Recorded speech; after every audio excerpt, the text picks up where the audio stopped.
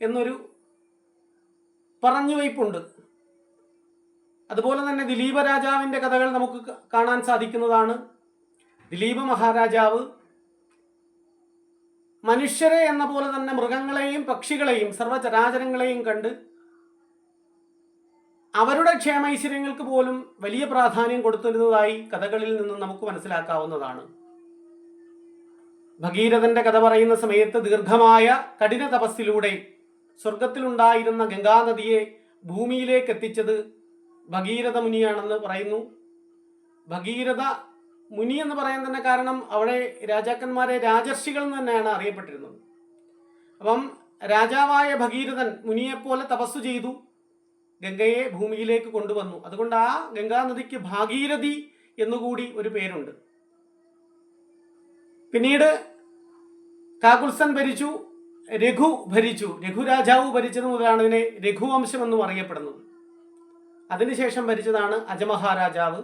അജമഹാരാജാവിൻ്റെ പുത്രനായിരുന്നു ദശരഥ മഹാരാജാവ്. ദശരഥ മഹാരാജാവിൻ്റെ പുത്രന്മാരായിരുന്നു ശ്രീരാമൻ, ഭരതൻ, ലക്ഷ്മണൻ, ശത്രുഘ്നൻ എന്നീ 4 പേർ. ഈ കഥകളൊക്കെ തന്നെ നമുക്ക് അറിയാവുന്നതാണ്. പിന്നീട് അങ്ങോട്ട് രാമായണത്തിൻ്റെ ചരിത്രത്തിലേക്ക് കടക്കുന്നതാണ്. അപ്പം നമുക്ക് രാമായണ ഗ്രന്ഥങ്ങളെക്കുറിച്ചാണ് ഇവിടെ ഒന്ന് പ്രതിപാദിക്കുന്നത്. വാൽമീകി രാമായണമാണ് നമുക്കറിയാം. ആദ്യത്തെ രാമായണം മൂലകൃതി എന്ന് പറയുന്നത് വാൽമീകി രാമായണമാണ്. വാൽമീകി രചിച്ച, സംസ്കൃത ഭാഷയിൽ രചിച്ച വാൽമീകി രാമായണം. രാമായണത്തിൻ്റെ ജൈന പതിപ്പായി ബിമൻ സൂരി പൗമാചാരി എന്നൊരു ഗ്രന്ഥം രചിച്ചിട്ടുണ്ട്. തമിഴ് ഭാഷയിൽ കമ്പർ രചിച്ച ഇരാമാവതാരം എന്ന പേരിലുള്ള കമ്പരാമായണം, കന്നഡ ഭാഷയിൽ നാഗചന്ദ്ര രചിച്ച രാമചന്ദ്ര ചരിത്ര പുരാണം എന്നുള്ള കന്നഡ ഭാഷയിലുള്ള രാമായണം, തെലുങ്കിൽ രംഗനാഥൻ രചിച്ച രംഗനാഥ രാമായണമുണ്ട്. ബംഗ്ലായിൽ കൃതിവാസൻ രചിച്ച ബംഗ്ലാ രാമായണം, ബംഗ്ലാ ഭാഷയിൽ രചിച്ചത്. ഒറിയയിൽ സരളദാസ് രചിച്ച വിചിത്ര രാമായണം. മലയാള ഭാഷയിൽ നമുക്കറിയാം എഴുത്തച്ഛൻ തുഞ്ചത്ത് രാമാനുജൻ എഴുത്തച്ഛൻ രചിച്ച അധ്യാത്മ രാമായണം. ഹിന്ദി, അവധ് ഭാഷകളിലായി തുളസീദാസൻ രചിച്ച രാമചരിതമാനസം, അത് തുളസീദാസ രാമായണം എന്ന പേരിൽ അറിയപ്പെട്ടു. ഇങ്ങനെ ഭാരതത്തിൻ്റെ പ്രാദേശിക ഭാഷകളിലൊക്കെ തന്നെ രാമായണങ്ങൾ ഉണ്ടായതുപോലെ തന്നെ മറ്റ് രാജ്യങ്ങളിലേക്കും രാമായണത്തിൻ്റെ പ്രസിദ്ധി ചെന്നു. അതാത് ഭാഷകളിൽ രാമായണങ്ങൾ അല്ലെങ്കിൽ അതാത് രാജ്യങ്ങളിൽ രാമായണങ്ങൾ ഉണ്ടായിട്ടുണ്ട്.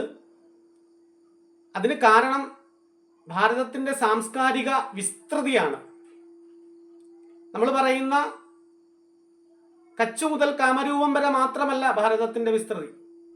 അങ്ങ് കിഴക്ക് ഇറാൻ മുതൽ ഇങ്ങ് പടിഞ്ഞാറ് ഇന്തോനേഷ്യ വരെ വ്യാപിച്ചു കിടന്നിരുന്ന, ജപ്പാൻ വരെയൊക്കെ വ്യാപിച്ചു കിടന്നിരുന്ന ഒരു സംസ്കാരത്തിനുടമകളാണ് നമ്മൾ. അപ്പോൾ കാശ്മീരം മുതൽ സിംഹളദ്വീപ് വരെ വടക്ക് തെക്കായും ഇറാൻ മുതൽ ഇന്തോനേഷ്യ വരെ വ്യാപിച്ചു കിടന്ന, കിഴക്ക് പടിഞ്ഞാറായി വ്യാപിച്ചു കിടന്ന ആ ഒരു സംസ്കാരത്തിൻ്റെ വക്താക്കളാണ് നാം. അതുകൊണ്ട് തന്നെ വിവിധ രാജ്യങ്ങളിൽ രാമായണ പുസ്തകങ്ങൾ പ്രചരിതമായി. ചൈനയിൽ ഹിഷിയുച്ചി എന്നാണ് രാമായണത്തിൻ്റെ പേര്.